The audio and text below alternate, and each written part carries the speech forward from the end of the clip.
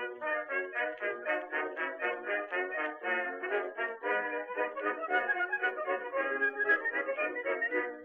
to mighty London came an Irishman one day. As the streets are paved with gold, sure everyone was gay. Singing songs of Piccadilly, Strand and Leicester Square. Till Paddy got excited, then he shouted to them there. It's a long way to Tipperary, it's a long way to go. It's a long way to Tipperary, to the sweetest girl I know. Goodbye, Piccadilly, farewell, Leicester Square. It's a long, long way to Tipperary, but my heart's right there. Esto es Blistocast, no es Histocast, pero casi. Y estamos esta noche aquí, ya casi a las puertas de la Navidad. Pues a las puertas de la Navidad. ¿Y a quién tenemos aquí? Pues tenemos a Hugo, @Hugo Acanete en Twitter, y que nos ha traído a Sergio Martínez Soriano, que lo podéis encontrar en internet, porque ahora os mencionaré. Bueno, pues casi que te voy a presentar. Bueno, pues es graduado en historia. Se me hace raro porque yo soy de los tiempos, ¿verdad, Hugo? Tú también, ¿no? De la licenciatura. De licenciado. Sí, nada de grados ni nada de esto. Somos viejunos ya. Me ya. hace raro decirlo de grado, en fin. Bueno, el signo de los tiempos, hay que cambiar. Pues se graduó en Historia en la Universidad de Murcia y bueno, pues siempre, pues como nosotros, ha sido pues la cabra tira al monte y bueno, le gusta la historia militar. ¿Qué le vamos a hacer? Esto es... ya está. O sea, no hay remedio. Y en 2020, el año de la ínclita, el ínclito encierro, no lo vamos a decir de qué, de becerros, pues fundó el canal Historias Bélicas que Merecen Ser Contadas. Y desde aquí, pues, si no lo conocéis, pues os aconsejamos que os suscribáis. Y bueno, pues además tiene otros canales en diversos idiomas, pero el caso es que ha alcanzado 400.000 seguidores, que, oye, como le decía fuera de micro, me saco cráneo, así, en fin, brutal. Es que son ya dimensiones que a nosotros se nos escapan, es una cosa impresionante. Y nada, pues en 2022 pues estuvo pues ya organizando viajes a lugares emblemáticos de la Segunda Guerra Mundial, Normandía, Ardenas, Hurtgen, y bueno, pues se ha desempeñado ahí como guía turístico, bueno, en estos temas frikis, ¿no? De la cabra tira al monte, la historia militar, ¿no? ¿Y qué pasa? Bueno, pues que acaba de publicar un libro que se llama Las últimas ofensivas de la Wehrmacht, Frente Oriental 1945, que, bueno, es un ensayo, no es una novela, es un ensayo, y, bueno, viene de manos, pues, ¿de quién? Pues, ¿de quién si no? Pues de Ediciones Salamina, que es el editor. Y, bueno, pues, bienvenido, Sergio. Un libro, oye, de verdad, que aquí en español yo creo que poquito se ha tratado, alguna traducción quizás, pero tan en concreto, una cosa tan específica, no tanto, ¿verdad? Hola, buenas. Pues nada, muchísimas gracias por invitarme y gracias por las palabras que me has dicho. Y bueno, efectivamente, como tú dices, ¿no? La cabra tira al monte y de alguna manera desde que, imagino que en vuestro caso también, ¿no? Desde que prácticamente vas al colegio, vas al instituto, pues hay temas que te llaman la atención y al final pues te terminas derivando a ello, ya sea estudiando historia de manera oficial o por tu cuenta, ¿no? Porque realmente en el grado de historia, de lo que es historia militar, como todo el mundo sabe, se ve entre poco y nada, pero bueno. Y sí, y el motivo efectivamente por el que estamos aquí es el libro, Las últimas ofensivas de la Wehrmacht, Frente Oriental 1945, que como comentas, pues es un tema curioso porque es una época, ¿no? El 1945, que se ha tratado mucho, hay un montón de libros y de hecho despierta mucho interés, ¿no? Esta etapa final, esta caída del Tercer Reich, pero siempre se centra en esos libros y sobre todo los grandes bestsellers, ¿no? Como por ejemplo los de Citino, Anthony Beevor, Max Hastings, ¿no? Que todos tienen libros sobre esta época, siempre se centran pues en hacerte una descripción de un Tercer Reich y a partir de ahí pues cómo los aliados se lo van comiendo y ya está.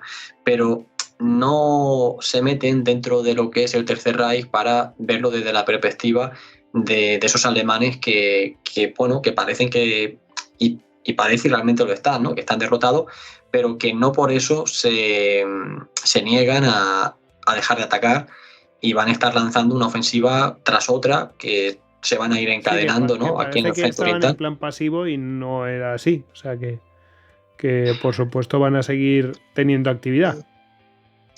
Claro, esa es la visión que te dan estas grandes obras que dicen, bueno, los alemanes ya están acabados tal y cual y las ven venir. Pero no, tú te pones a analizar realmente esta época y te das cuenta de que los alemanes no paran de atacar, pero no paran de atacar. Que sí, que estamos de acuerdo que será más grande o será más pequeña la ofensiva, pero bueno, al fin y al cabo es una ofensiva, es un ataque, en algunos casos se avanza, en otros son fracasos estrepitosos, pero bueno, si es un fracaso, como por ejemplo la Operación Solsticio, que se lanza a mediados de febrero, ya prácticamente a las puertas de Berlín, si bien la operación es un fracaso porque no se avanza, pues sí que consiguen objetivos secundarios, ¿no? Como desviar la atención soviética a otras áreas y demás, y bueno, pues yo creo que merece la pena estudiarlas y ha merecido la pena pues escribirlas. Y bueno, y ya que está Hugo aquí, pues le doy las gracias a la mina por haberlo publicado. Hugo, estás silenciado. Digo que nada, que hombre, es que voy a enseñar el libro. A mí es que me parece que la idea ha sido buenísima, la idea que has tenido de hacer un ensayo concreto y específico sobre esta última ofensiva desde el punto de vista alemán, porque como bien has dicho, es que ni en español ni en inglés. En inglés no, o sea, sí es verdad que hay, por ejemplo, Citino trata los últimos años de la guerra, pero en general trata a los aliados, los soviéticos, todos los frentes, frente occidental, frente oriental. En Choques de Titanes, pues se tratan también todas las ofensivas de Stalin, pero también desde la perspectiva soviética. Hay libros en inglés concretos de la campaña de Hungría, pero solamente de la campaña de Hungría. Luego tiene retazos, por ejemplo, Erhard Raus en sus memorias pues habla de alguna de estas operaciones en la que tiene una reunión con Himmler, que lo nombran jefe de un grupo de ejército, bueno, estas cosas locas de finales de la guerra. Pero claro, son retazos que están muy separados. Y entonces Sergio ha tenido la gran idea de concentrar una visión alemana de los últimos meses de la guerra y de la cantidad de ofensivas que llevaron a cabo, yo diría prácticamente mientras pudieron, ¿verdad, Sergio? Porque es una cosa increíble.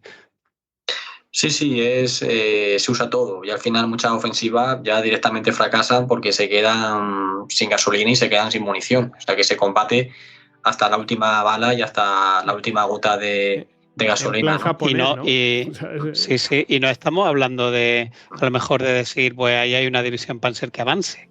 No, es que de repente se dan la vuelta en la Ardenas y cruzan media Europa para irse a Hungría. O sea que son grandes desplazamientos que exigen grandes cargas logísticas, ya como con lo deteriorada que estaba toda la red ferroviaria alemana con los bombardeos y con todo, y son capaces de trasladar ejércitos acorazados completos a través de Europa. Es una cosa bastante curiosa, la verdad. Sí, cuando uno piensa que tendría que ser un derrumbe, todavía tienen cierto vigor para hacer todo ese tipo de cosas. O sea, sí.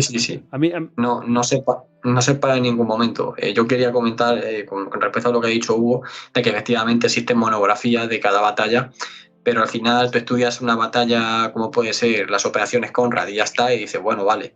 Pero es que el objetivo de este libro es, digamos, reunir toda esa ofensiva, verla de manera global y poder ir pues haciéndole un seguimiento, porque es que al final todas se van encadenando. Entonces, de la otra manera lo que haces es estudiar solo una parte del eslabón y aquí pues se da la cadena completa. Y luego yo también el objetivo que tenía con el libro era pues no irme al típico libro que te baja al detalle prácticamente no digo de pelotón, pero sí de compañía, de batallón, libro muy disperso, difícil de leer. O sea, mi intención con este libro es que sea de una lectura sencilla, pero que arroje pues datos también muy concretos y demás, y sobre todo visto desde el punto de vista de regimiento, división, y metiéndome mucho también con la visión de los generales, tanto los generales de la propia división que están ahí, como el general del ejército, como lo que está aconteciendo en Berlín, ¿no? En el búnker de Hitler, donde se están emitiendo esas últimas órdenes y demás, y ver un poco también pues toda la discusión entre los distintos generales, cómo se va modificando la dirección de la ofensiva prácticamente de forma continua y diaria, ¿no? Entonces yo es lo que he querido arrojar, y actualmente, que el libro ya lleva casi 2 meses, 1 mes y medio desde que ha sido publicado, todo el mundo que lo está leyendo me está diciendo que ese objetivo se ha conseguido, y todo el mundo pues lo agradece. Además también lleva 18 o 20 mapas a color que los ha hecho Roberto, que es diseñador, y vamos, se pueden seguir perfectamente cada ofensiva. Porque es que al final, si vas a hablar de una batalla y no lleva un mapa bien hecho, pues siempre se queda uno como diciendo, bueno, vale, sí, un nombre raro de una ciudad húngara o de una ciudad rusa y tal, pero sí, yo que sé por dónde suceden las cosas, pues es distinto, no claro. Tiene nada que ver. Yo hay una cosa que, según estabas comentando, me ha surgido ya. Es como lo has querido sobre todo mostrar esa visión que tenían los generales, y siempre me he preguntado, los generales tendrían que preguntarse ¿para qué? O sea, y el soldado ya ni te cuento, o sea, me lo imagino, ¿no?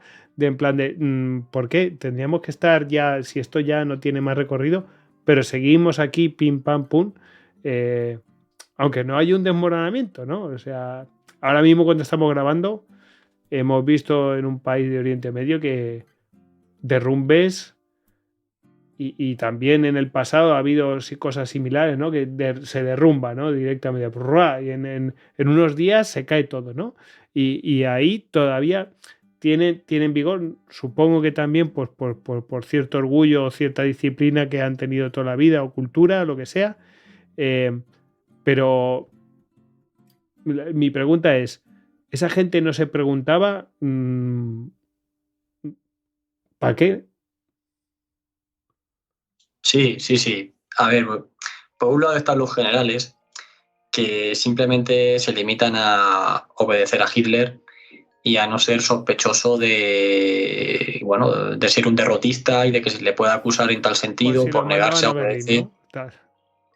Sí, o los destituye, le quitan prestigio, demás, o incluso, bueno, como estaba también el tema caliente, ¿no? Después del atentado del 20 de julio, pues cualquiera se atrevía. Pero bueno, también hay que decir que los generales en este caso no es que sean ignorantes, algunos sí, pero me refiero que le faltaba información. Cada general al final se ocupaba de su sección y se le negaba información incluso de lo que estaba pasando en el resto de Alemania.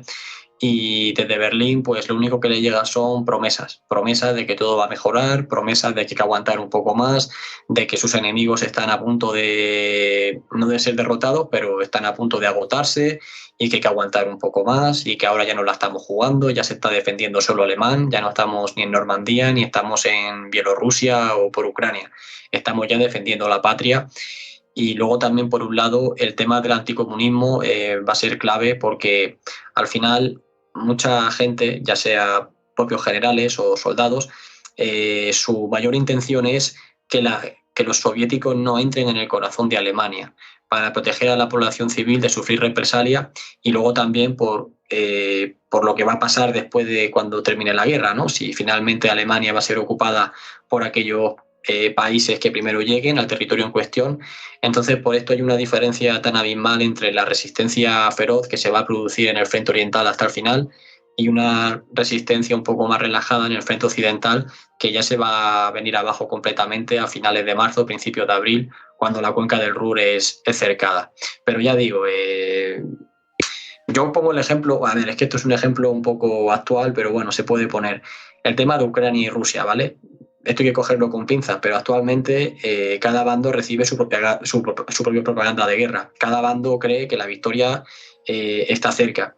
Y tenemos que intentar ponernos en esa situación, ¿no? Esa situación de finales del 44, donde tú vives en un país, donde se te da una información y eso es lo que se te da. Y tú tienes unas creencias, has recibido una educación, te dejas llevar también por una especie de presión de grupo y que al final, pues bueno, al final mucha gente se aferra a creer lo que le dicen, aunque en su interior y por lo que ve, pues sabe que a lo mejor no es verdad. Pero al final, bueno, todo el mundo se agarra a un clavo ardiendo.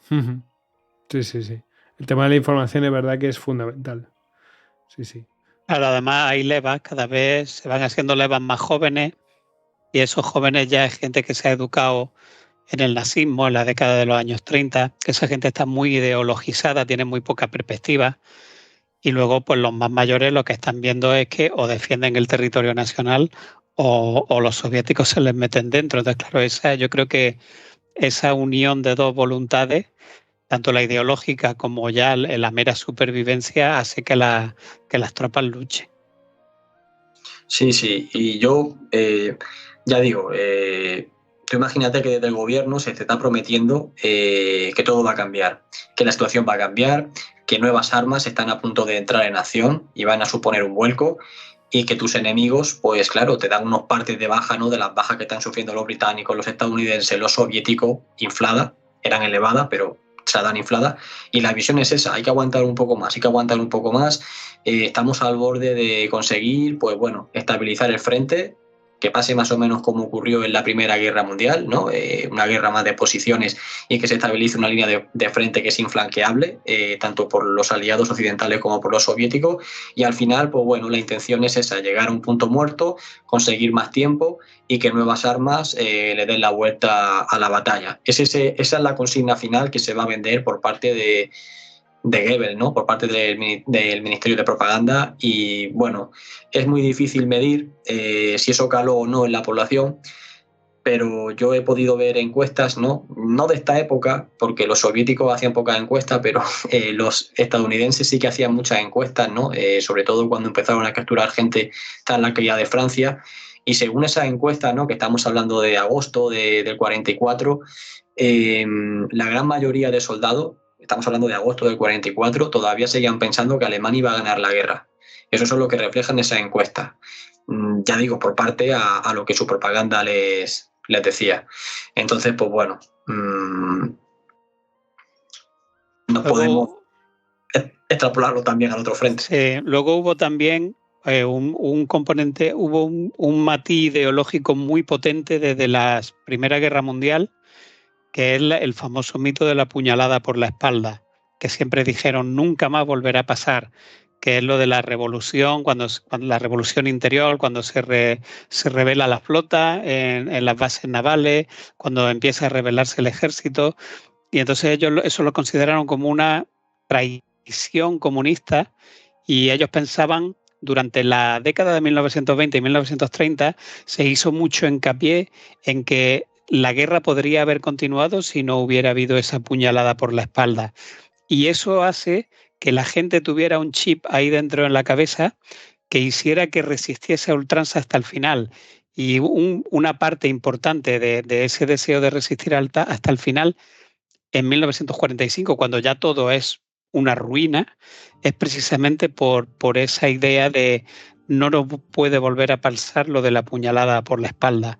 O sea que fíjate ahí en 20 años como una misma idea puede ser muy negativa tanto en un lado como en el otro. O sea, es un pendulazo de un lado a otro, ¿no? Y las consecuencias catastróficas que tendría eso en 1945. Sí, totalmente. La verdad es que esa gente estaba absolutamente traumatizada con lo lo de la cuchillada de la espalda. De hecho, próximamente hablaremos de ello en Instagram, lo mencionaremos porque estaba totalmente en la psique. Oye, hay una cosa que me sigue flipando ellos se seguían, incluso en esos últimos momentos, ellos seguían creyendo que eran el mejor ejército de todos los tiempos y toda esta cosa, esa propaganda y tal, porque una cosa es que tú tengas la propaganda y tal, pero tú sabes los medios que estás teniendo y sabes, cuando estás en el frente, tú sabes que a lo mejor las cosas no funcionan. Claro, ¿no? Una cosa es al principio de la guerra y otra cosa es el frente pues que ahí esa cara de perro todo y todas las penurias que estuvieron pasando, ojo, tanto unos como otros, pero ahí se le vieron muchísimo las costuras al ejército alemán, ¿no? Entonces, ellos realmente seguían pensando eso, incluso en 1945. O sea, porque una cosa que digan, sí. vamos a ganar, pero bueno, tú ves, ¿siguen pensando realmente que ellos son el mejor ejército del mundo? Porque una cosa es, vale, estoy ahí a lo de Moscú, me va de puta madre, pero ha sido retrocediendo y eso es innegable. Sí, yo estoy convencido de que sí, los testimonios así lo reflejan. El tema era que ellos decían, nosotros somos los mejores, ¿por qué perdemos? O porque no nos estamos enfrentando a soldados, entre comillas, sino nos estamos enfrentando al poder industrial del enemigo. Entonces, el enemigo, los soldados son peores, pero claro, tienen tantísimos medios a su disposición que al final pues nos supera. Lo típico que decían de los americanos, ¿no? Que decían, no, estos como soldados son lo puñetero peor, pero es que claro, como tienen aquí 400.000 cosas, pues claro, no podemos hacer frente. Sí, es esa visión que tenían realmente. ¿Qué es lo que pasa? Que en estas últimas ofensivas de la Wehrmacht, del ejército alemán, mejor dicho, van a ser las Waffen-SS las encargadas de liderar todas estas ofensivas. Entonces, sí que es cierto que hasta cierta medida las Waffen-SS van a recibir prioridad, ¿vale? A la hora de ser armadas y equipadas, no todas las Waffen-SS, sino una serie de divisiones de élite que se agrupan en los 4 cuerpos Panzer SS que van a participar en esta ofensiva. Entonces sí que es cierto que de tú a tú, esas unidades, desde mi punto de vista, sí que son bastante superiores a las aliadas. Pero claro, estamos hablando de unas unidades muy reducidas y de que los alemanes lo tienen que concentrar todo ahí para intentar conseguir algo y al final lo que consiguen van a ser resultados muy pequeños. Y luego, por supuesto, pues cuando fracasa, pues no se le echa la culpa a que nuestras unidades son malas, sino a decir, bueno, hemos fracasado por el tema de la aviación enemiga, que nosotros la Luftwaffe no vale. Pero madre mía, si estuviésemos en igualdad de condiciones, les pasamos por encima. Y sí, yo te puedo asegurar que todos los testimonios hacen alusión a eso, a esa superioridad que todavía ellos creen. Y luego también el mismo Hitler, para intentar animar la situación, le dice a sus generales que, no, claro, porque los generales alemanes son los primeros que se quejan de la pérdida de calidad, ¿no?, que ha sufrido las divisiones que tienen bajo su mando. Entonces Hitler, para intentar contrarrestar, le dice, bueno, sí, es cierto, los hombres que hoy en día están integrando estas divisiones cada vez tienen peor formación, están peor entrenados, tienen menos moral, no tienen unas condiciones físicas como las de antaño porque son muy mayores o demasiado jóvenes y tal, pero no os preocupéis porque al enemigo le pasa lo mismo. Entonces siempre este tipo de narrativa, ¿sabes? Uh-huh. Y bueno, claro, hemos estado hablando de los alemanes, de los generales me refiero, y tal, y incluso los soldados, ¿no? Pues la mentalidad. Pero luego, ¿realmente tú crees que Hitler tenía, o sea, con estas ofensivas o alguna de ellas pensaba que podía darle la vuelta en algún momento o era, él era consciente? A ver, estos son suposiciones, ¿no? Pero ¿realmente alguna tenía el potencial? Yo creo que no ninguna, pero podía darle la vuelta, él creía que podía llegar a dar la vuelta a la guerra de alguna manera, llegar a una negociación, o yo qué sé, o sea, claro, uno piensa siempre en las Wunderwaffen estas, ¿no? Pero no estamos hablando de eso, ¿no? Estamos hablando de ofensivas convencionales. ¿Realmente él creía que eso podía modificar algo el destino final de la guerra o simplemente alargarlo? ¿Realmente tú qué crees que podía llegar a pensar ese hombre?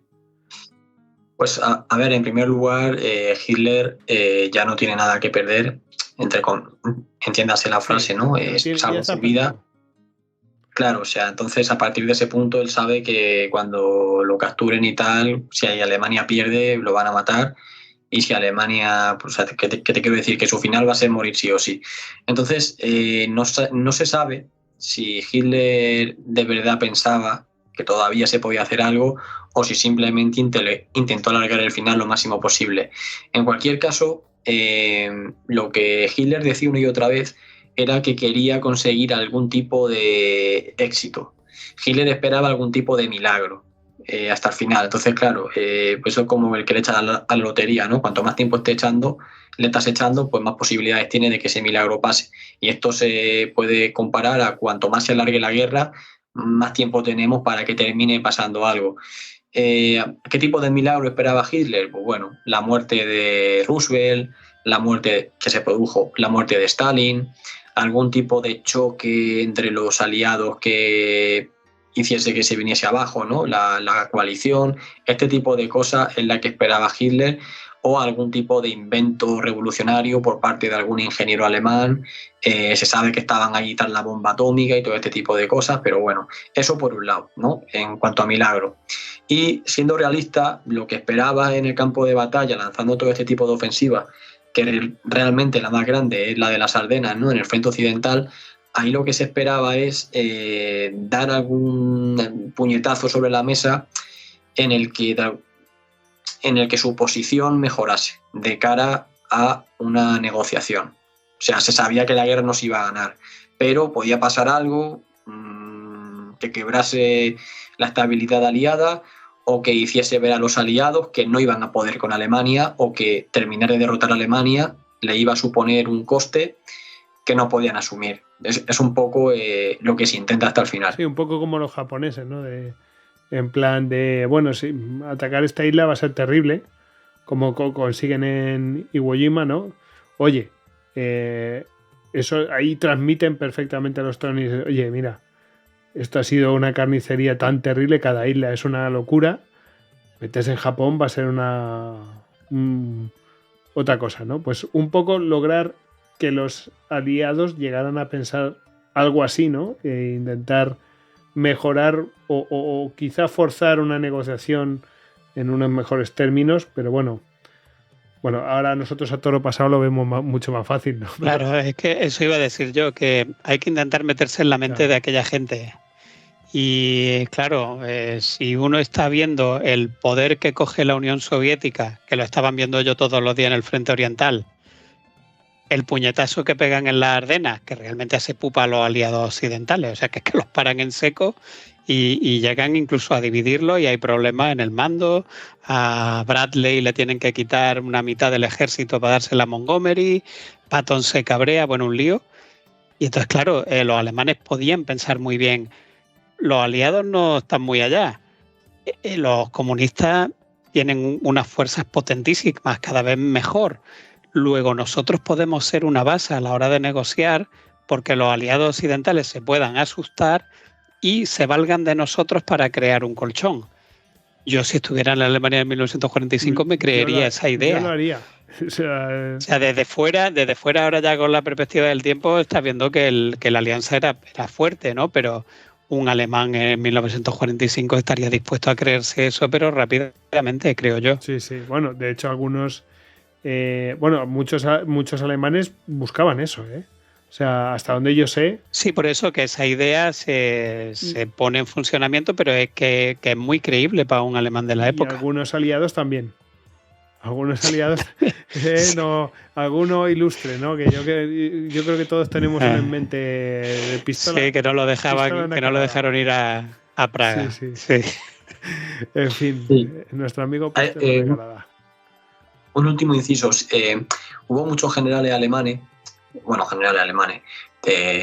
mariscales de campo, mejor dicho, tipo Keitel, que está registrado de que en más de una ocasión le dijo a Hitler algo así como, oye, ¿se ha iniciado alguna negociación? Porque esta situación ya no nos salva a nadie. Y Hitler, cuando no lo decía, es un derrotista tal, cuando le respondía serio, la respuesta que supuestamente le daba era, ¿negociación para qué? ¿Qué van a negociar los aliados con un enemigo derrotado? O conseguimos algún tipo de victoria, aunque sea defensiva, o en qué tipo de mesa nos vamos a sentar y desde qué posición. Tenemos que tener algo con lo que negociar. Entonces, no sé, imagínate que atacan los soviéticos en Silu y se frenan seco la ofensiva y se desangran los soviéticos. Vuelven a atacar cuando se recuperen, un par de meses y tal, vuelven a fracasar. Eso es lo que se esperaba, ¿vale? Ese es el milagro de alguna manera que se esperaba, tanto en un frente como en otro. Establecer una línea defensiva que los aliados no puedan pasar, que se desangren y llegar a un punto en el que se diga, oye, ¿qué hacemos? Ni nosotros os podemos, ni vosotros podéis con nosotros. Negociamos, se llega a algo, pero finalmente eso no se va a producir y los alemanes no van a poder fijar ninguna línea defensiva, en ningún frente que resista las primeras horas de una embestida enemiga, ya sea en el Vístula, que la línea se rompe en cuanto atacan los soviéticos, ya sea en la zona de Hungría, que luego si queréis podemos hablar de ello, ya sea también, por supuesto, en el frente occidental. El Rin sabéis que lo traspasan de forma fortuita, ¿no?, cuando cruzan por Remagen. Entonces, pues todo es un intento de poner líneas, pero en cuanto atacan los soviéticos, las atraviesan. Y luego también, pues bueno, la última ya veis lo que pasó. En Silu, Heinrici sí que pudo aguantar un poco, pero un poco más al sur en el Neisse, Konev, las primeras obras ya las abrió y dirección a Berlín con 2 ejércitos de tanque. Entonces, nunca se va a producir ese milagro. ¿Pero tú crees que las últimas ofensivas, que son todas en el este, son aposta en el este? O sea, ¿ellos querían hacerlas en el este o entienden que las tienen que hacer ahí porque es la amenaza más cercana? Porque podrían haberse vuelto contra los aliados, que, bueno, claro, es que los aliados, las fuerzas terrestres eran más débiles, pero la aviación y la artillería eran brutales. Pero ¿por qué crees tú que se centran ahí? Todas las últimas ofensivas son en el frente oriental. Pues yo lo veo como una improvisación, porque realmente los alemanes no tenían una estrategia como tal, de decir vamos a hacer esto, tal, sé que no, con muchos meses de planificación, sino que realmente todo surge... Todo es reactivo, ¿no? Sí, todo es una reacción, todo es de forma fortuita, todo de forma casual. Desde las Ardenas, que las Ardenas sí que es cierto que existe cierta preparación, porque más o menos Hitler ya empezó a hablar de las Ardenas a mediados de septiembre y van a estar pues 2 meses y pico preparándose para esa ofensiva. Luego ya a partir de ahí todo es reaccionar.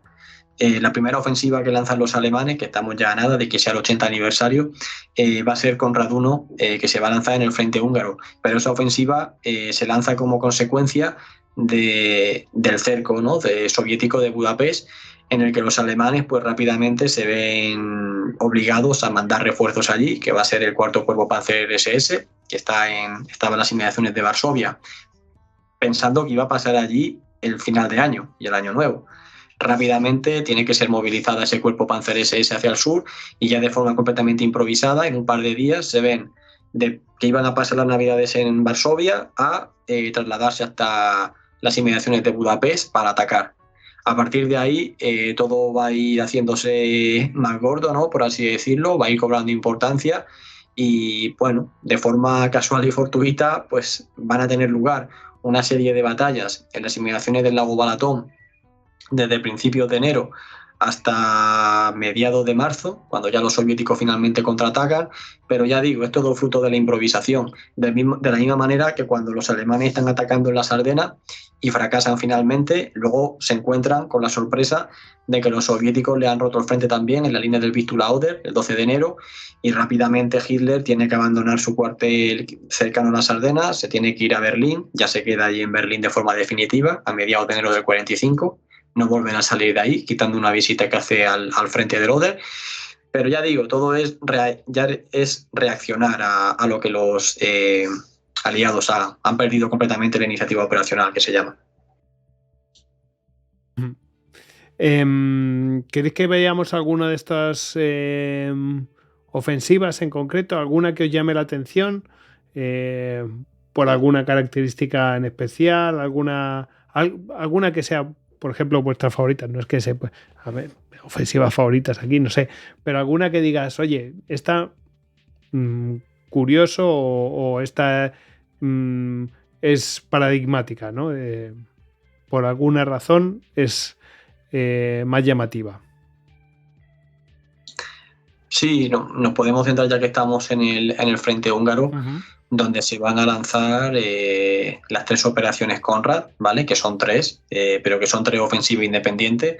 Luego se va a lanzar la operación Viento del Sur.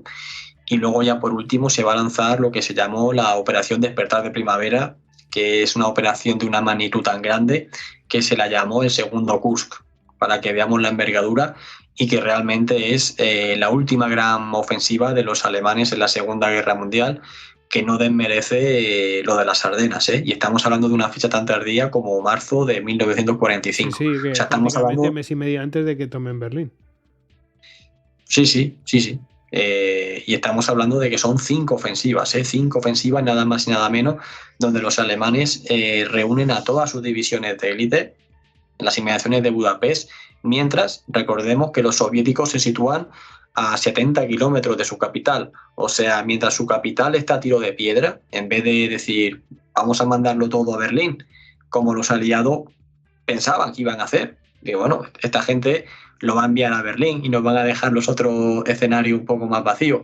Pues no, señor, todo va a ir al frente húngaro por 2 motivos principales. El primero es, el primero, no por importancia, sino porque también pasó en primer lugar, por ese intento alemán de recuperar Budapest para defender al último aliado que le quedaba en la Segunda Guerra Mundial, ¿vale? Que era Hungría. Y luego el segundo motivo va a ser económico. Los alemanes, desde el verano del 44, se tienen que enfrentar con una situación crítica ante la falta de combustible, ¿vale? Todas sus plantas, estas famosas plantas donde fabricaban combustible sintético, habían quedado arrasadas entre mayo y agosto de 1944, y la principal fuente de petróleo alemana, que estaba en Rumanía, se perdió en agosto del 44, cuando ya los soviéticos entran en Rumanía. En Rumanía ya hay una especie de golpe, ¿no?, contra Antonescu, y se va a crear un nuevo gobierno en Rumanía, pero que es un lacayo, ¿no?, de la Unión Soviética. Pero bueno, en cualquier caso ya pierden ese territorio y ya Alemania se queda sin petróleo. Entonces el único petróleo que le queda son un par de plantas que están en la zona de Hungría. Lo que pasa es que estas plantas producen nada y menos, pero bueno, es que es lo único que le quedaba. Entonces Hitler se empeña en mantener durante el mayor tiempo posible estas plantas de combustible, para que su guerra pueda continuar, porque al final, si no tienes petróleo, estás acabado, porque en la Segunda Guerra Mundial todo se mueve con combustible, ¿no? Entonces va a ser principalmente por estos 2 motivos, como digo. Me lo imaginaba, pero claro, el tema de que te amenacen la propia capital es como, bueno, pues muy bien, tengo petróleo, pero no tengo... Bueno, salvo que quisiera abandonar Berlín, pero claro, este hombre, pues ya vimos que no abandonó Berlín. En fin. No sé, bueno, sí, la cabeza de este hombre. No, al final Hitler se hace sus cálculos que hoy en día sabemos lo que pasó, pero bueno, entre comillas pueden tener cierto sentido. Por la siguiente cuestión. En los primeros años de la guerra, si os fijáis, las campañas tienen lugar en una fecha y luego para otra nueva operación se necesitan muchos meses, ¿no?, para que el ejército se recupere y tal y cual, ¿no? Esto también se va a mantener en el frente oriental desde la propia operación Barbarroja, y luego los siguientes contraataques soviéticos que van a comenzar, ¿no?, de forma ya pues evidente en Stalingrado, luego la contraofensiva de Kursk, luego vamos ya por todas las ofensivas de Ucrania, luego vamos a la operación Bagration, que se lanza en junio del 44. Y los alemanes lo que estimaban es que después de todo ese esfuerzo soviético del verano del 44, en el que barren el frente de norte a sur, ¿vale?, ellos pensaban que su enemigo iba a necesitar de mucho tiempo para recuperarse. Por eso, cuando Hitler empieza a recibir informes de que los soviéticos están a punto de atacar otra vez en el Vístula, lo que se llamará la ofensiva Vístula-Oder, Hitler lo que hace es que lo niega. Dice, no, esto es imposible, ¿cómo van a estar los soviéticos? Pero si después de todo el esfuerzo sobrehumano, esta gente ya, y encima en enero, esta gente ya hasta por lo menos la primavera no nos va a atacar, porque no puede, porque es que han hecho un esfuerzo que necesitan tiempo para recuperarse. Y cuando los soviéticos barren toda Prusia Oriental y toda la Polonia ocupada por los alemanes, va a pasar otra vez lo mismo. Dice, vamos a ver, esta gente acaba de avanzar aproximadamente entre 500 y 600 kilómetros de forma completamente muy acelerada, y dice, bueno, esta gente, vale, sí, ahora se ha puesto frente al Oder, tienen que limpiar todos los núcleos de resistencia. Tendrán que descansar en algún momento, eso es lo que pensaba. Claro. Tenemos Curlandia resistiendo, tenemos la guarnición de Königsberg, tenemos Breslavia, tienen que limpiar toda Pomerania, tal, y esta gente hasta por lo menos el verano del 44 no los va a atacar. Ya digo que todo esto son los cálculos que Hitler se quiere hacer. Pero claro, pero es que ya te estamos hablando de que no se van al verano. Ya para el 16 de abril ya te lanzan y ya se lanzan con todo otra vez. Tanto Konev como Zhukov, Rokossovski sí que va a necesitar 2 o 3 días más porque no puede ya, va con la lengua afuera, pero también ataca y barre a Manteuffel. Entonces, bueno, si lo queremos ver con esa perspectiva, pues bueno, puede tener sentido, pero la realidad era que la Unión Soviética todavía tenía capacidad para prepararse y demás. De hecho, el plan de Hitler era precisamente ese. Decir, bueno, vamos a operar en Hungría durante este invierno y principio de primavera, y una vez consigamos allí el éxito, ¿vale? Ya con esta operación definitiva, despertar de primavera, entonces mandamos a todo lo que nos quede y ya lo mandamos al Oder, frente a nuestra capital, y ya nos preparamos para la ofensiva que los soviéticos lanzarán contra nosotros, pues de cara al verano, más o menos. Pero bueno, insisto, esto es lo que uno quiere pensar, pero no es porque te conviene, ¿no? Pensar eso. Porque si no piensas eso, lo único que piensas es en que ya tienes el agua al cuello y que te queda nada y menos para morir. Eso es como cuando tienes 3 fichas en el Risk y el otro tiene 30 o 40. Claro. Que estés en Claro, dice, a ver si se equivoca, ¿no? A ver si se equivoca. A ver si se equivoca. Salvo que estés en Australia. Si estás en Australia, ahí. Sí, bueno, eso sí. Ahí arrinconado, pero ahí vas aguantando. Es un hueso duro de roer. Bueno, oye, antes iba a decir cuál era el Twitter, que se me va a olvidar. El Twitter de vuestro canal es @bélicasque. @bélicasque, con Q de queso y la U, o sea, en castellano. Bélicasque. En fin. Bueno, y también te iba a preguntar, digo, ¿cómo? Esto ya es una pregunta personal. ¿Por qué diste el salto a decir, bueno, voy a escribir un libro? Es como, ¿realmente te picaba en plan de, oye, de esto nadie se ha ocupado, ya es hora de que alguien se ocupe y yo creo que me puedo ocupar, o qué fue? Sí, a ver. Es un salto importante. Una cosa es pues dedicarte a llevar un canal, a grabar vídeos, publicarlos, etcétera. Y otra cosa es ponerte, bueno, voy a escribir un ensayo. Yo, bueno, soy una persona un poco estoica y también tengo lo que se llama sentido del deber. Y al final mi canal surge por eso. Mi canal surge, como has comentado al principio, en el 2020, en una época en la que en YouTube pues había 2 o 3 canales que tocaban un poco de Segunda Guerra Mundial, no solo Segunda Guerra Mundial, sino más cosas, pero bueno, pues no digo que sean malos, pero simplemente digo que no tocaban pues aquellas cosas que a mí me gustaban. Y en base a esa necesidad dije, joder, pues voy a hacer yo uno pues, para hablar de los temas que me gustan a mí. Hoy en día ya en YouTube y más con la inteligencia artificial, yo cada semana descubro 5 o 6 canales nuevos que son robots y que la gente que los lleva no sabe nada de historia. De copia-pega, lo lee una de robot y 4 imágenes y ya está. Yo también he visto de esos. Es más, y ves el contenido y dices, han pedido contenido a la inteligencia artificial y le han dicho que lo locute la propia inteligencia artificial. O sea... Ya está. Pues yo eso no lo he visto yo todavía. O sea, a ver, yo lo he visto. Claro. Yo lo he visto con un canal de ciencia ficción. Ajá. Pero es que todas las historias son muy similares, mismo corte, mismo tipo de vocabulario, mismo. O sea, se nota en la historia y por supuesto en la locución no es de una persona, aunque se asemeja, pero comete errores a la hora de decir ciertas palabras y cosas de estas.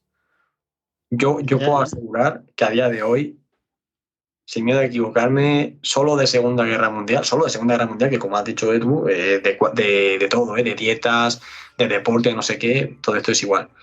A lo mejor hay 50 o 60 canales que se dedican simplemente a, pues eso, y además un vídeo de 1 hora de, pues oye, se van por ejemplo a un libro, copian un capítulo entero y ya está, y te lo sacan y en plan industrial, ¿sabes? A lo mejor te sacan hasta 2 o 3 vídeos al día o cosas así. Pero bueno, ya que me voy del tema. Pero en el 2020 no era así y por supuesto cuando empezasteis vosotros, ¿no? Que me lo has comentado antes, hace 14 años, madre mía, habría nada y menos, ¿no? Pero bueno, y lo mismo me pasó con los viajes igual, ¿no? Yo quería Normandía y dije, joder, a ver si me apunto a algún sitio. Y dije, hostia, pues nadie organiza el viaje a Normandía, pues lo voy a hacer yo.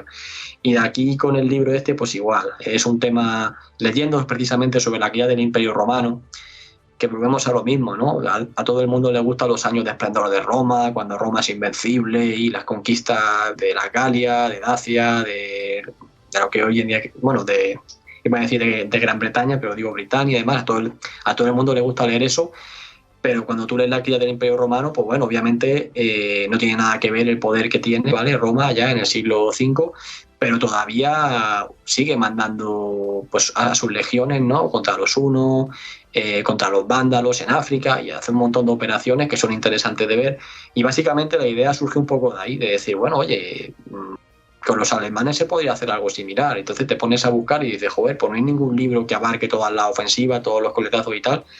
Y dije, bueno, pues si no lo hay, lo voy a hacer yo. Pero sí, al final todo surge de eso, de una necesidad que yo tengo en primer lugar y de un sentido del deber, de decir, pues bueno, pues lo voy a hacer yo, ya está, alguien tiene que hacerlo, yo qué sé. Uh-huh. Cada uno puede y lo que el tiempo le da y lo que siente que tiene que hacer y ya está. Bueno, pues oye, y tan nicho, un tema como, fíjate, yo no sabía, yo pensé que algo habría en inglés, ¿no? Que es lo típico que, oye, pues en España no hay, pero fíjate, si tampoco en inglés, pues oye, genial. A lo mejor incluso en el extranjero, pues dicen, oye, fenomenal este libro, habrá que traducirlo, ¿o qué? Ya que hay alguien que se ha ocupado, pues de juntar todas estas ofensivas y darle una visión de alguna manera global, pues genial. En fin, Sí. ¿qué fecha estamos? Déjame ver. Esto va a salir el día 16. O sea que está a tiempo de poderse comprar para regalar para Reyes. O regalárselo a uno mismo, por supuesto. Que no. Que menos, ¿eh? O sea, sí. Para los que son frikis de esto, como tú dices, la cantidad de gente que está buscando cosas de este estilo que no encuentra. Oye, pues sí, me tocan la Segunda Guerra Mundial, pero de manera pues más generalista, o las típicas cosas más manidas, ¿no? Que son las típicas, ¿no? Pues oye, pues aquí tienes una cosa que es más específica y que nadie ha tocado en profundidad. Pues oye, pues aquí está. Verlo. La verdad es que muy buena cosa. Luego, además, de los mapas también traía fotografías, ¿no? Sí, trae fotografías, trae todo. Y si se compra en la web de Salamina, regalan también un mapa especial, ¿vale? Un desplegable, me parece que es una 2. Lo tengo por aquí. Sí, es un mantel. Bueno, aquí está, pero son como 4 veces esta. Lo que pasa es que no me da la pantalla para poder enseñarlo entero. Pero efectivamente. Pensar 4 teses, eso es una 2. No, 4 sí, pues es una 2. O 2 a 3. Sí, es 42 por 50 o algo así, creo que. Bueno, pues en este mapa tenemos un desplegable de todo el frente húngaro. Que como hemos dicho antes, pues si el libro realmente trata, digamos, son 7 ofensivas más una. Más una es la que nunca se llegó a producir, que es la ofensiva de Steiner, era una orden, pero que como no, pues había que incluirla en el libro porque realmente fue el último plan que Hitler diseñó para intentar salvar la situación en Berlín. Pero entonces de esas 7 ofensivas que sí que se producen, 5 son en Hungría. Entonces, claro, obviamente pues este mapa desplegable pues tenía que ser del frente húngaro. Pero de hecho hay otro detalle el mapa. Este mapa se regala si se compra el libro en la tienda online de Salamina.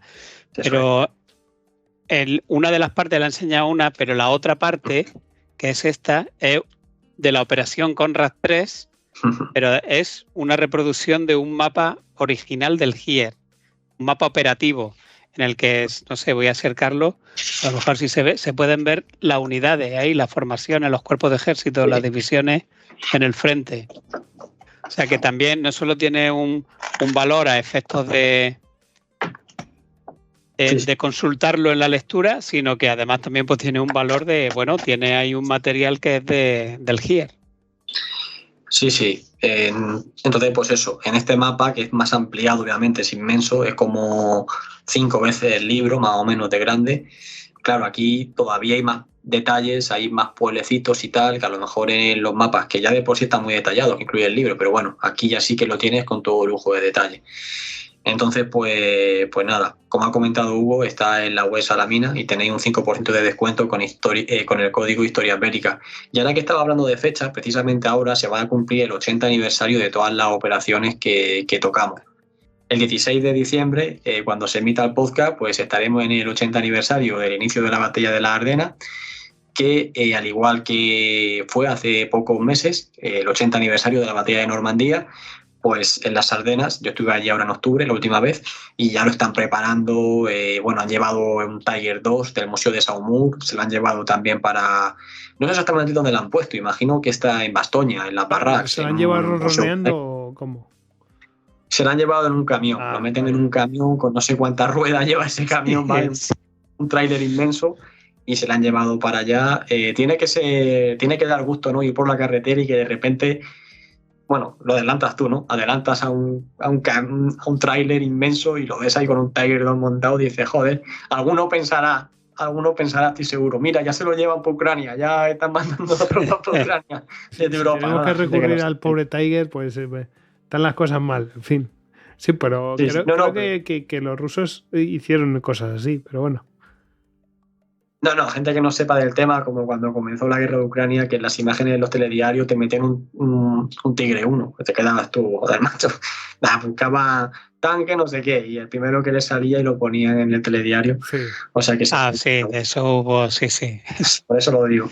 Eso es tremendo. Bueno, luego está también la cuestión de los abueletes, que con eso hay que tener cuidado. Yo me acuerdo de un amigo que estuvo en Normandía en 2005, 2006 o por ahí, que era, bueno, Javi Ribelles, amigo nuestro.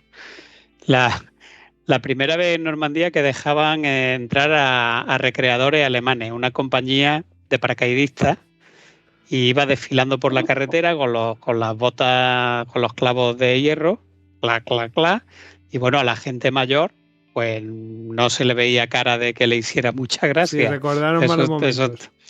Claro. Sí. No, el propio Winter, ahora que está hablando del tema, en sus memorias cuenta que cuando escuchaba a alguien simplemente raspar una pared no, como una valla metálica, rasparla así con algún objeto, ¿no? Que hace así un sonido, toda su vida... un poco de, o sea, metal con metal o simplemente la verja metálica esta típica. Sí, ese sonido del raspado, en plan... Así, no sé si se acaba de escuchar, así como pues en una valla, hasta eso lo ponían en alerta porque se ve que le recordaba algún ruido de algo en la guerra y tal, y es una cosa que él mismo dice en sus memorias que no se pudo quitar en toda su vida, ese tipo de detalle. Entonces, claro, ver eso en... Pero bueno, yo es que en Normandía, claro, que podía contar muchos detalles, muchas cosas que me han pasado con lugareños, y bueno, pero no salimos del tema, Si queréis podemos, que antes me has preguntado que cuál es nuestra operación favorita, ¿no? Sí, porque ¿cuántas operaciones se ocupa? Yo veo aquí, hay 16 capítulos, pero no todos eran operaciones, me imagino, pero claro. A lo mejor, vale, 16, pero 12, por ejemplo, puede haber 12 operaciones o 13, 14, por ahí. Sí. ¿No? El libro está dividido como en dos partes. La primera parte es una radiografía de la situación en la que estaba Alemania, ¿vale? Todas las medidas que Alemania pues se ve obligada a implementar para seguir combatiendo, para sobrevivir un día más, ¿no? Tal vez la más llamativa puede ser recurrir al Voltrum, que esto fue un choque muy importante para la población, sobre todo para la población mayor, gente de más de 50 años, incluso más de 60 años, que pensaban que, bueno, pues sí, oye, estamos en guerra, pero yo ya no voy a ir. Yo ya me libro. Y cuando de repente se recurrió también a ellos, eso fue un shock importante. Estamos jodidos. Si se recurre a los viejos, claro, y a los niños. Claro. Tú imagínate, vamos a imaginarlo para que la gente lo entienda, que España entra en guerra, yo qué sé, con Marruecos, por decir algo, o con la misma Rusia, da igual. Y van todos los jóvenes. Y llega un punto en el que dice el gobierno, oye, la gente, los jubilados, Sergio, venga. Los jubilados. Claro, entonces lo que piensa la gente es, de manera normal, oye, si no ha podido el ejército profesional, si no han podido los jóvenes, si no ha podido la gente que realmente está preparada para eso, tanto de entrenamiento como por condiciones físicas, ¿qué esperan de nosotros, no? Y eso fue un pensamiento que muchos tuvieron y fue muy difícil de gestionar para el propio gobierno, para el Tercer Reich. Eso es un indicador y una alarma para todos, porque es cierto que tú decías, oye, lo general no tenían informaciones de unas cosas, o sea, del panorama general, no lo tenían. Ok. Pero todo el mundo se enteraba de que, oye, los que han reclutado son viejos. Eso es un indicador, o sea, eso no se puede ocultar de ninguna de las maneras. Pero vamos más allá, son gente mayor que prácticamente no puede recibir formación militar, porque recordemos que tienen que seguir trabajando hasta que la guerra llegue a ellos, tienen que seguir cumpliendo en su puesto de trabajo, no reciben prácticamente armamento. Lo típico de que esa visión rusa de no, un fusil para cada 6 y tal, pues eso realmente pasó en el ejército alemán en esta etapa final, en Voltrum, diciéndole a cada uno que se trajese un arma de caza de su casa y tal, recurriendo a eso, armas de la guerra franco-prusiana incluso, o sea, cosas de este tipo. No tienen uniformes tampoco, porque el propio Tercer Reich no podía inventarse 6 millones de uniformes de la noche a la mañana y van a combatir con el abrigo más elegante que tengan o lo que sea, así combaten, simplemente llevan un brazalete para no ser considerados partisanos y ya está. Entonces, esta medida fue muy dura. Pero bueno, en la primera parte del libro, como digo, te hablo de todo eso, de las divisiones Voltrum, de la reconfiguración de las divisiones de infantería, de las divisiones Panzer, de la Werwolf, que la Werwolf va a ser también un movimiento guerrillero, y de la situación de la Luftwaffe y todo esto. Y luego ya la segunda parte ya me centro en las operaciones militares propiamente dichas, que son 7 operaciones militares más el extra que he comentado antes de la ofensiva de Steiner en una orden. Que es por el meme de la película, pero que fue real, ¿no? Que muchas veces la gente lo ve en el cine y dice, mira, se quieren reír un poco así de Hitler y de la situación, o no, esto fue real. Se ordenó una superofensiva para salvar Berlín, donde estaba Steiner implicado y estaba más gente implicada. Y todo eso se analiza y bueno, me gusta mucho ese capítulo porque me gusta mucho la batalla de Berlín y creo que se quedó bien, la verdad. Que no fue. En fin. Hugo, ibas a decir algo. No, te iba a decir que estaban mutados. Pero bueno, ya que estás, ¿por qué no las citas? Las operaciones en concreto. O la Operación Conraduno. ¿Las tienes tú por ahí? Yo las tengo delante. Ah, venga, pues dale. Conrad 1, que es el primer intento de rescate a Budapest. Luego Conrad 2, la división Viking, golpea de nuevo. La Conrad 3, cara cruz en Budapest. Luego la operación Solsticio, la última ofensiva de Guderian. La operación Viento del Sur, el último gran éxito de la Wehrmacht en el frente oriental. Luego tenemos la operación Despertar de Primavera. Qué bonitos nombres. El ocaso de la Waffen-SS. Luego la operación Viena, contraofensiva soviética contra el grupo de ejércitos sur.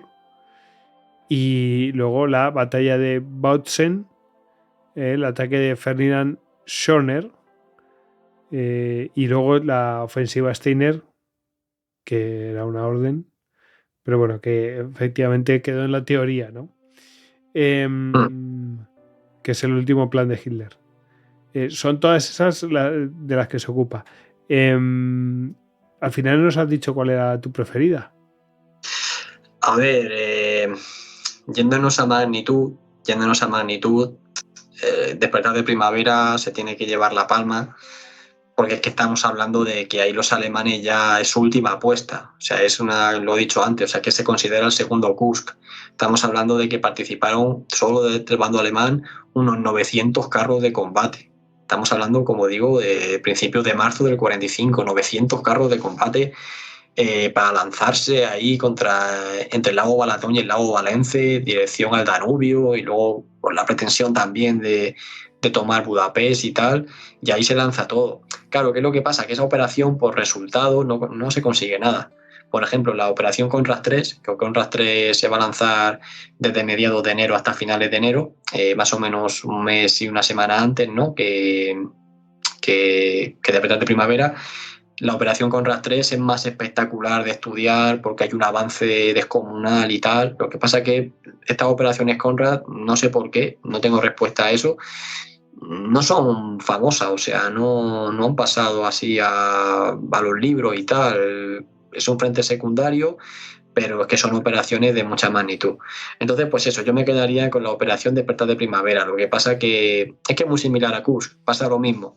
Vamos a imaginarlo, ¿no? Los alemanes lo van a concentrar todo, lo que tienen, el primer cuerpo Panzer SS con la división Lichtandarte y Hitlerjugend, el segundo cuerpo Panzer SS con la división Das Reich y Hohenstaufen, el cuarto cuerpo Panzer SS con la Viking y la Totenkopf, que están cubriendo el flanco, y luego también hay un montón de divisiones que no son Waffen SS, sino que son divisiones Panzer, hasta 3 o 4 divisiones Panzer, hablo de memoria, que también van a atacar junto con estas divisiones de élite del primero y del segundo grupo Panzer SS.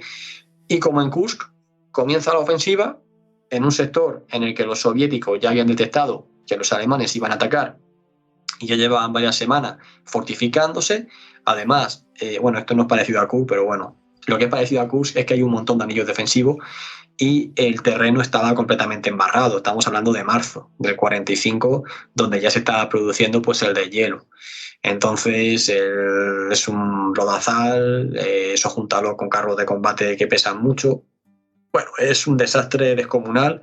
Y los soviéticos, al igual que en Kursk, lo que están esperando es que los alemanes se choquen contra un muro, ¿vale? Contra el muro que han establecido entre el lago Balatón y el lago Valence, para ellos, automáticamente, una vez que los alemanes estén desgastados, al igual que en Kursk, tirarse por la retaguardia alemana, por su flanco, ¿no? En Kursk se tiraron por el saliente de Orel y la cuenca del Donetsk, y aquí se van a tirar por la parte, digamos, occidental del lago Valence, que se tiran contra ese flanco que precisamente está cubriendo la división Totenkopf y la división Viking, que precisamente Otto Gülle, que era el general de las SS que estaba al mando del cuarto cuerpo Panzer SS, él había comentado antes de la operación que no se preocupasen, que por allí no iba a pasar nadie, que habían establecido una defensa muy sólida durante varias semanas también, que sus divisiones estaban bien, que la moral era alta, tal y cual, y que podían atacar en dirección al Danubio, que la retaguardia estaba segura.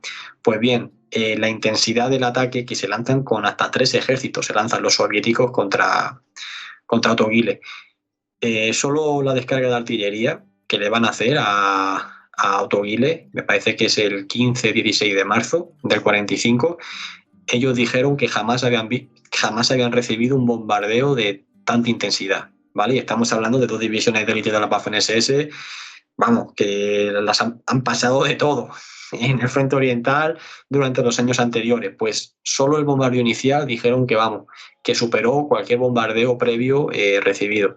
Y ya a partir de ahí comenzaron a lanzarse oleadas tras oleadas contra ellos. Aguantan durante varios días, pero ya llega un punto en el que dicen, ya está, hemos agotado todas nuestras reservas, no podemos seguir resistiendo. Y es cuando ya pues, los alemanes entran en pánico, porque la débil penetración alemana, que sí que ha logrado perforar mínimamente el anillo defensivo soviético, que básicamente lo hizo la división Lichtandarte y la división Hitlerjugend, la Das Reich, Hohenstaufen y todas las divisiones Panzer de la Wehrmacht se quedan atascadas. Pero es cuando entran en pánico, porque los alemanes se ven ante la posibilidad de que todas estas unidades se queden aisladas, ¿vale? Si los soviéticos descienden en dirección al Balatón y tocan el Balatón, todas estas unidades que, digamos, estaban a la derecha del Balatón hubieran quedado aisladas. Y a partir de ahí entran en pánico y se tienen que retirar y ya, pues eso, ya los soviéticos no van a parar hasta que llegan a Viena.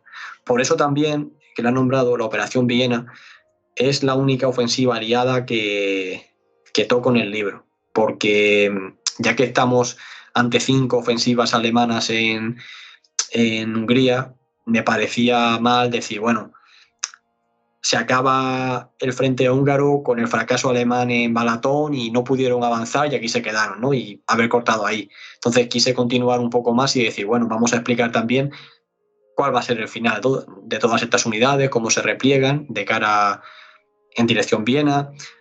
En esta época, en esta semana se produce también la famosa orden de Hitler, que ordena a todas estas divisiones de élite suyas a quitarse su nombre del uniforme, que tiene que ir el propio Himmler a comprobarlo y tiene una conversación con Dietrich, ¿no? Que era el comandante del sexto ejército Panzer SS, y se lía y la de Dios y tal.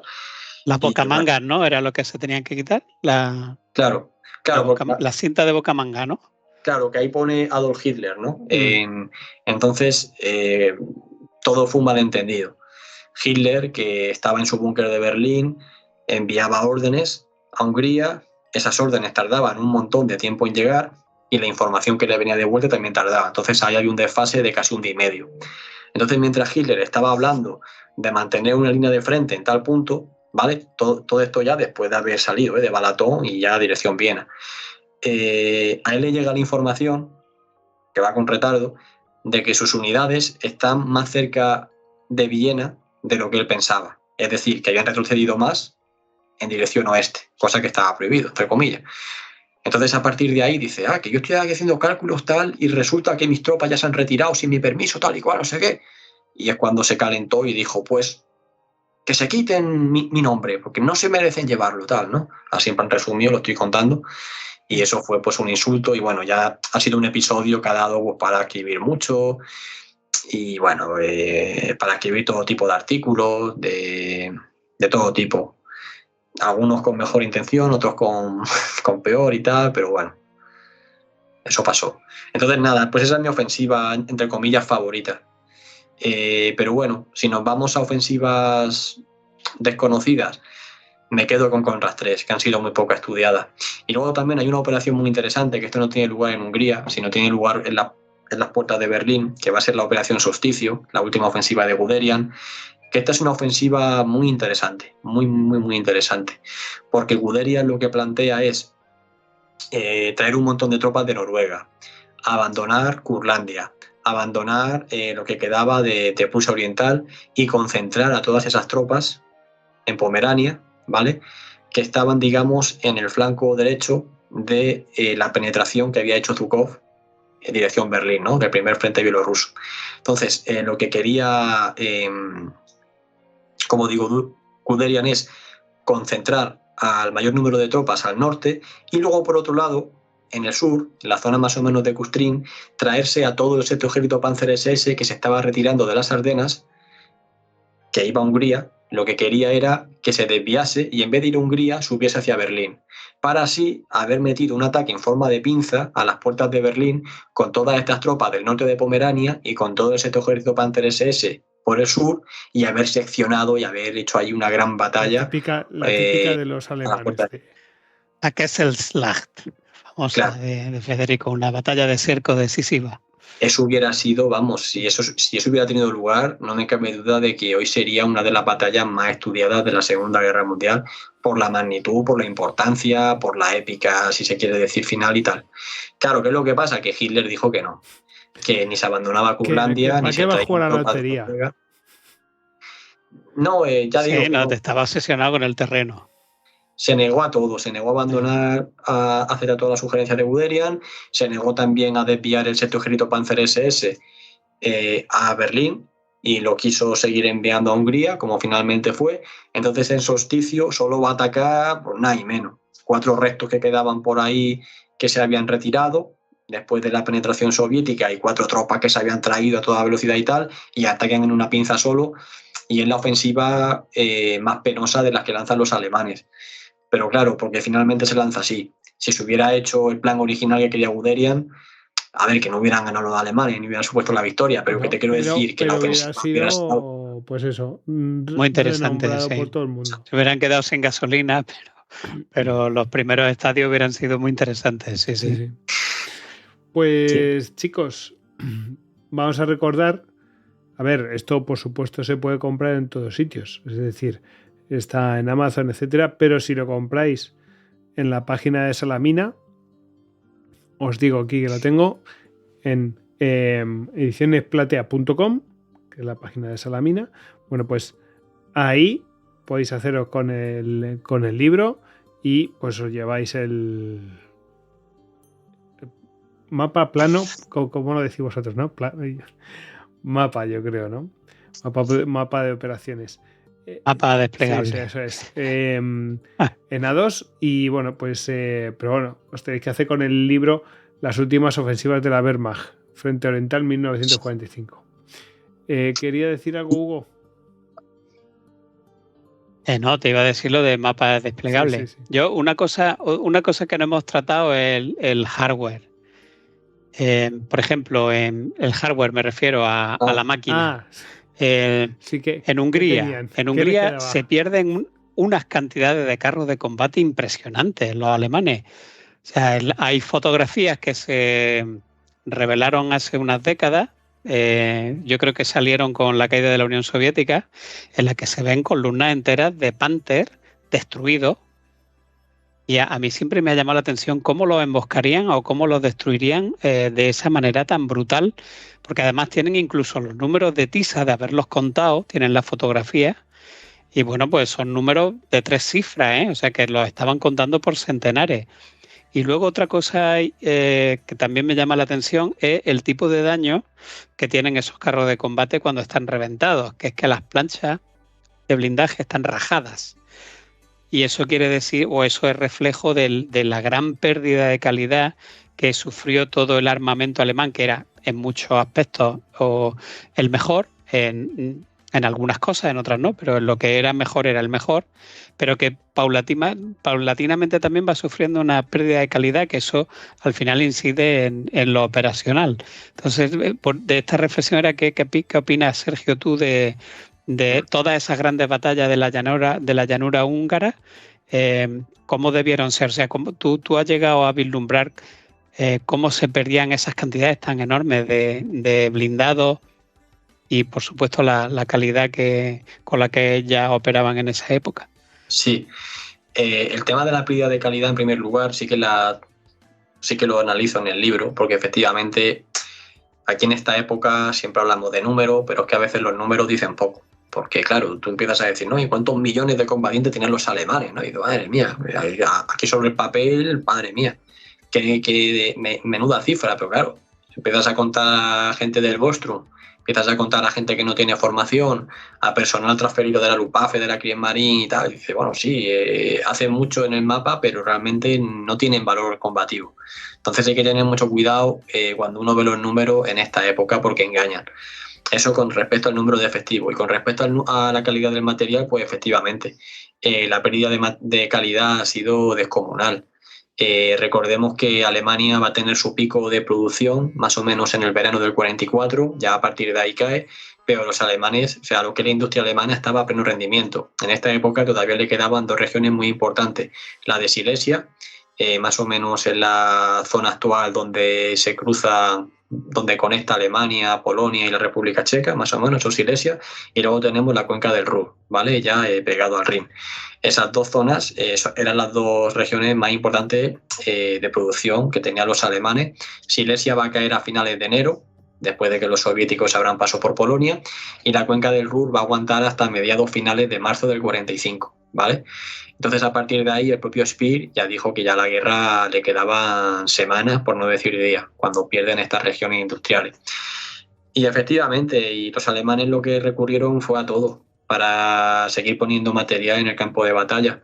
Se reduce el tiempo de producción, la calidad de las aleaciones del blindaje es cada vez peor, la vida útil de los motores y demás también se reduce, la munición también es mucho peor. De hecho, para la gente que colecciona y para la gente que compra balas de la época, que aún se pueden comprar, todo el mundo sabe que bueno, tanto balas como armas, no tiene nada que ver la calidad de un Kar 98 fabricado en el año 37 o en el año 39, lo que se llaman armas preguerra, que las que compran del año 44-45, que es una patata.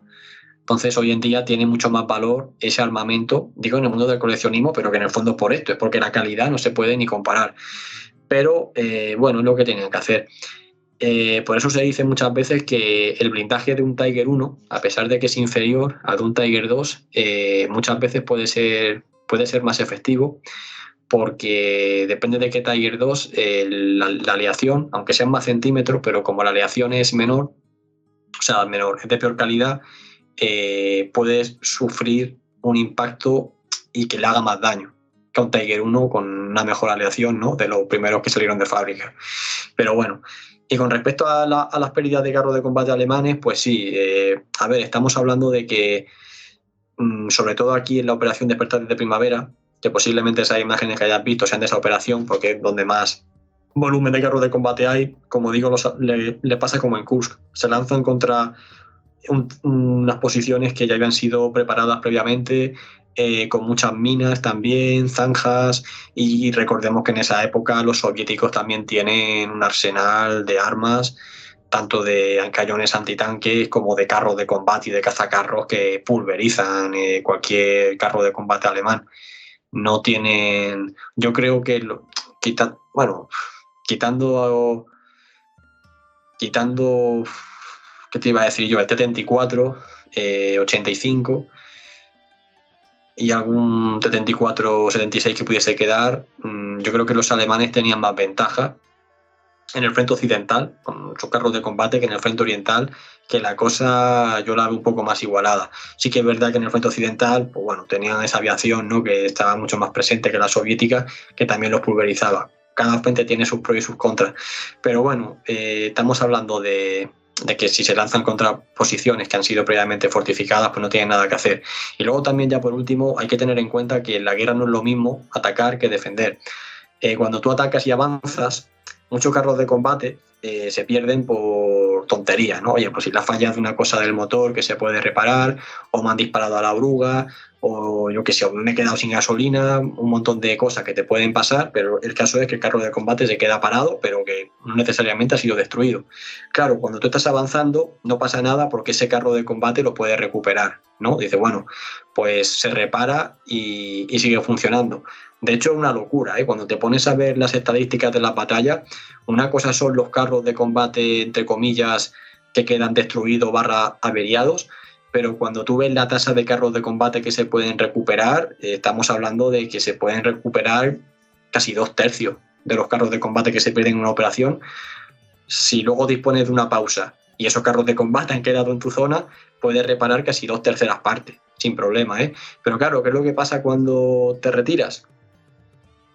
En una retirada, si un carro de combate se queda sin gasolina, ya está, Pues, ya se ha perdido. Claro. Si pisa una mina o una oruga se le parte o vete a saber qué, se pierde el carro de combate entero por tonterías. Entonces, también los alemanes en esta etapa final de la guerra, cuando les toca retroceder, muchos carros de combate se pierden por este motivo. De hecho, en la propia retirada, en la Operación Viena, cuando los soviéticos atacan, muchos carros de combate se quedan atrás por la falta de gasolina. Y al final se tiene que ir repartiendo la gasolina en determinados carros de combate que se deciden que se van a salvar y el resto se queda atrás. Esto le pasó a Rommel también, por cierto, cuando se retira del Alamein. O sea que es una cosa que le pasa a los alemanes, que le pasó a los alemanes con bastante frecuencia. Pues sí, la pesadilla logística. Sí. Bueno, pues nada, chicos, ¿queréis añadir algo? Si no... Bueno, yo añadir a lo que habéis dicho de la compra del libro y tal, que con el código Historias Bélicas, en la pasarela de compra de la página de Salamina, tenéis un 5% de descuento y bueno, el mapa de regalo. Hay que decirlo antes. Es la verdad. Sí, bueno, ya se dice y nada. Vamos a repetirlo. Con el código Historias Bélicas. Historias Bélicas. Creo que vale tanto todo como todo junto. Creo que si se pone todo junto mejor, pero separado también vale, si no, que lo prueben y Pero todo junto seguro que sí. Historias bélicas todo junto y el 5% de descuento se aplica. Y me ha parecido leer también que los gastos de envío también gratis, ¿no? Si no me equivoco. Sí, eso siempre. Sí. Pues nada, pues no. Suele tardar 24 o 42 horas en llegar. La verdad es que es bastante rápido el servicio. Pues nada, pues oye, pues más fácil imposible. Pues uno de los regalos para bueno, pues para las cabras que están en el monte como nosotros, pues ideales, ¿no? Para estas navidades. Además da tiempo, porque si escuchéis esto ya os digo, si esto se publicará el día 16. Yo creo que da tiempo. 16 de diciembre de 2025. De 2024 todavía, no hemos llegado a 2025. 24. En fin, ya estoy con el calendario. En fin, pues nada, a ver, Sergio, un placer. De todas formas, pues nos emplazamos para tratar alguno de estos temas que pues, oye, mira, a mí me ha encantado el tema de Guderian, me ha parecido, o sea, sí, no va a cambiar la guerra, pero sí que hubiera sido un campanazo impresionante, ¿no? Que todo el mundo hubiera dicho en el momento más desesperado, decir, ¿cómo es posible que se hayan rehecho estos tíos, ¿no? Pero bueno, la intención estaba ahí. Otra cosa es que funcionara, ¿eh? También hay que decirlo, pero bueno. Sí. Sí. Sí. No, que iba a decir que aquí en el libro, aquí en este programa hemos tratado todo pues de una forma muy resumida y dando unas pinceladas y tal. No hemos querido tampoco entrar en ninguna operación porque están bien explicadas en el libro y también tienen un soporte gráfico importante y es mejor leerlas que te digan, no, pues los alemanes es como si yo empiezo aquí, no, pues avanzaron a tal pueblo y luego siguieron a no sé dónde y luego a no sé qué. Entonces, bueno, simplemente pues se han dado unas pinceladas superficiales, pero vamos, yo animo a la gente a que se haga con el libro y ya que, bueno, a que disfruten de una historia que jamás ha sido recopilada así de esta manera y que conforme vayan leyendo, ahora a medida que vaya entrando el mes de enero, van a ir prácticamente siguiendo día a día, ¿no? Porque las operaciones están descritas así, día por día. Plan, día 1 de enero, tan, día 2 de enero, tan, día 3 de enero, y van a ir prácticamente leyendo de forma, pues bueno, sí, siguiendo los 80 aniversarios, ¿no? De cada batalla que vayan leyendo. Efectivamente. Y bueno, yo creo que también esto es otra pieza más para ver pues ese desmoronamiento del Tercer Reich. Perdona porque es que tengo tos, todavía sigo con la historia. Pero es otra pieza más a añadir, es decir, oye, yo no sabía lo del Volkssturm. Me he quedado flipado, ¿no? O sea, pero es lógico, es decir, recurren a todo el mundo, recurren a los mayores, recurren a los niños, en fin. Vamos viendo cómo el Estado alemán, pues el Estado nazi se va desmoronando poco a poco y tiene que ir recurriendo a estas cosas. Al final todo se empapa y además de todas las operaciones militares que hemos estado viendo de ofensiva, que cualquiera de ellas, como tú dices, a ver, aquí no da tiempo, hemos dado unas pinceladas, pero cualquiera de ellas daría para un histocast perfectamente. O sea que ya veremos si nos emplazamos o no, pero mientras tanto tenéis el libro que os podéis hacer con él en edición Salamina. Pues nada, Sergio, un placer. No, pues igualmente, muchas gracias por invitarme y nada, también agradecerle a Hugo que al final lo moviese y sobre todo tanto por la parte que le corresponde de Salamina, ¿no? Darle las gracias por la publicación del libro y pues eso, me quedo con la buena aceptación que está teniendo entre los lectores y las buenas críticas que estoy recibiendo, que ya al final esto es como todo, ¿no? Dice, bueno, tanta buena crítica, bueno, a lo mejor me lo dice porque me conocen y tal, ¿no? Porque mucha gente que la ha leído me conoce de eventos, viajes y tal que hemos hecho, pero no, o sea, cuando ya te llegan también otras críticas de personas que no te conocen y tal, y dices, oye, pues lo he leído y tal, no sé qué, objetivo cumplido. Y es sobre todo un tema muy interesante, muy bien trabajado por tu parte. Sí, yo me quedo con, oye, yo tenía un objetivo, ¿vale? Que es hacer una radiografía de la situación en la que estaba Alemania al final de la Segunda Guerra Mundial y de cómo pues se ataca con todo en contra y se resiste de hecho la cita del libro es con la que empieza el libro es esta, ¿no? Caminantes, si vas a Esparta, dile que cumpliendo la ley hemos caído, haciendo también pues un poco una comparación con las Termópilas, de decir, bueno, ellos están ahí, sabe que van a morir, sabe que no tienen nada que hacer, pero se continúa luchando. Y sobre todo lo que he dicho ya en el programa, dándolo con una visión lo más ágil posible, hablando mucho de estrategia, de reuniones, de puntos de vista de diferentes generales y luego, por supuesto, describiendo las operaciones militares, pero sin que se haga pesado. Si no, el batallón no sé qué, no sé cuánto, del regimiento no sé qué, que ni te dice división ni tal, y luego ya ese dato se pierde por ahí en el libro y ya digo, bueno, ¿y qué ha pasado con este batallón? Yo qué sé, o sea, son cosas que te saturan de información, pero que realmente no comprenden nada. Entonces, he querido evitar eso y bueno, y ya digo que verlo todo desde la vista de pájaro, desde arriba, ¿no? Y para que se entienda bien. Y todo el mundo que lo está leyendo me dice que esa es la impresión que le transmite y que, vamos, y que le gusta mucho que sea así. Entonces, es mi satisfacción, ¿no? De decir, pues, oye, mira, se ha cumplido el objetivo. Imagínate, ¿no? Que te llegaran críticas que te digan, pues yo he leído la operación y no me entero, pues no sé lo que ha pasado. No. Sí, pero llegan las otras. Exactamente. ¿El qué, perdón? Si llegan las otras será. Que llegan, claro, es buena señal. Eso es. Claro. Llegan las buenas. Claro. Claro, las buenas, sí, claro. Claro, no llegan las otras, llegan las que tienen que llegar, pues eso. En fin, pues nada, Sergio, un abrazo. Y ya sabéis que lo podéis encontrar en su canal que se llama Historias Bélicas que merecen ser contadas en YouTube. Y bueno, en Twitter, pues la cuenta que se llama @bélicasque. Pues nada, un abrazo también a ti, Hugo. Un abrazo a los dos. Está genial charlar de estas cosas. Eso es. Y si no nos vemos, feliz Navidad. Que os traigan muchos libros. Feliz Navidad y feliz año. Eso es. Venga, chicos. Pues nada, pues un abrazo a todos y muchas gracias. Chao, chao.